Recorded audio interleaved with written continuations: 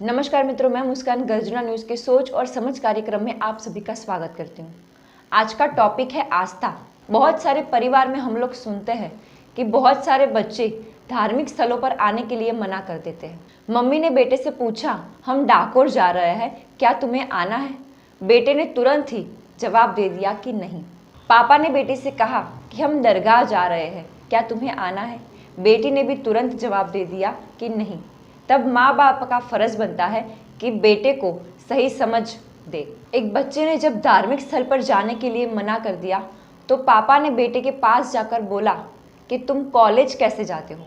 तो बेटे ने बहुत गर्व के साथ बोला कि बाइक से। फिर पापा ने बोला कि पेट्रोल के लिए कहाँ जाते हो? तो बोला कि पेट्रोल पंप पर। फिर पापा ने बोला कि अगर टायर में हवा कम होती है तब कहाँ जाते हो? तो बेटे ने बोला कि पंचर वाले के वहाँ। फिर पापा ने समझाया कि बेटा, स्पेस में हवा होने के बावजूद भी हम लोग हवा पुराने के लिए दुकान पर जाते हैं। ज़मीन में पेट्रोलियम है लेकिन उसके बावजूद भी हम पेट्रोल पंप पर जाते हैं, क्योंकि सृष्टि में जो कुछ भी है उसका हम डायरेक्टली इस्तेमाल नहीं कर सकते। हमारी ज़िंदगी में कितना कुछ हो जाता है, कभी कभार अच्छा हो जाता है या गलत भी होता है। जब गलत होता है तो इंसान डिप्रेस में चला जाता है और उत्साह भी कम हो जाता है, ऊर्जा की ज़रूरत पड़ती है। और ये सब चीज़ों के लिए हम भगवान या खुदा के पास जाते हैं, क्योंकि वहाँ से हमें अपनी श्रद्धा अनुसार बल मिलता है। एक बार समंदर को अभिमान आ गया, उसको लगता था कि मैं पूरी दुनिया को डुबो सकता हूँ। तब उसे काबू करने के लिए भगवान ने सिर्फ एक बूंद तेल डाला और कहा कि जितनी ताकत चाहे आजमा लो, लेकिन इसे डुबो कर दिखाओ। तभी समंदर का अभिमान चकनाचूर हो गया। अपने पास केवल संपत्ति या शक्ति होने से सुख नहीं मिलता। धनवान नहीं बन जाते, उसके लिए सुख, शांति और आनंद जरूरी है। और ये प्राप्त करने के लिए मंदिर, मस्जिद, गुरुद्वारा जाना जरूरी होता है। सुख और दुख की परिभाषा हर एक इंसान अलग अलग तरीके से करता है। किसी के पास महंगी गाड़ी, बड़ा घर, बैंक बैलेंस होने के बावजूद भी दुखी होता है।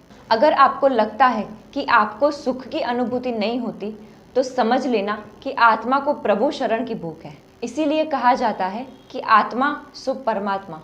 आत्मा और परमात्मा का मिलन अगर हो जाता है तो जीवन में मोक्ष आ जाता है। जिसको जैसा अनुभव होगा वो वैसे ही बात करेगा। नास्तिक को हर मूर्ति पत्थर लगती है और आस्तिक को हर पत्थर में भगवान नजर आते हैं। भगवान और खुदा इंतजार में ही रहते हैं कि कब मनुष्य उन्हें याद करे, लेकिन हम समाज की चांपलूसी में से ही बाहर नहीं आते। लेकिन जब समाज उन्हें ठोकर मारता है तभी वो भगवान को याद करते हैं। जहाँ असंख्य लोग मत्था टेकने के लिए जाते हैं, अगर वहाँ आप मत्था टेकने के लिए नहीं जाओगे तो भगवान का कुछ नहीं जाएगा, लेकिन आपका बहुत कुछ जाएगा। प्रभु किसी किसी का दुख कम करते हैं या तो फिर भ्रम को नाश करते हैं। अगर सुदामा जैसे भाव रखेंगे तो बाहर तक छोड़ने और लेने भी आएंगे। अगर बात समझ में नहीं आई तो अंतिम श्वास सुधी प्रभु की अनुभूति नहीं होगी। ये सब बात सुनकर बेटे ने बोला कि मैं मंदिर आने के लिए तैयार हूँ।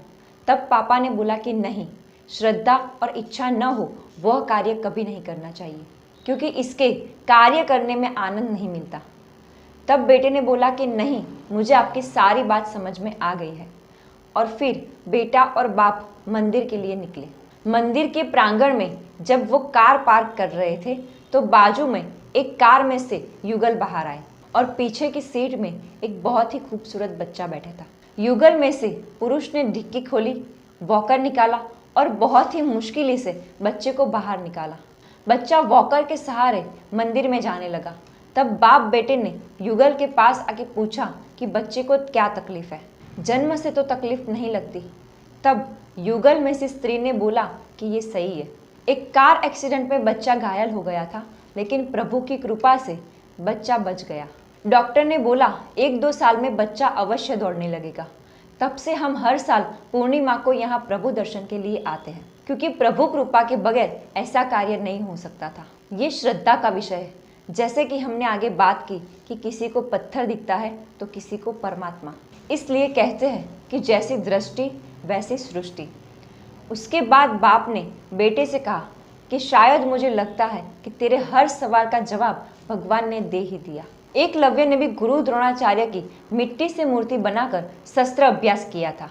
और उसमें प्रवीण भी हुआ था। अगर भक्त या बंदा धीरज, संयम और श्रद्धा के साथ कुछ करेगा या मांगेगा तो उसे अवश्य प्राप्त होगा। धन्यवाद।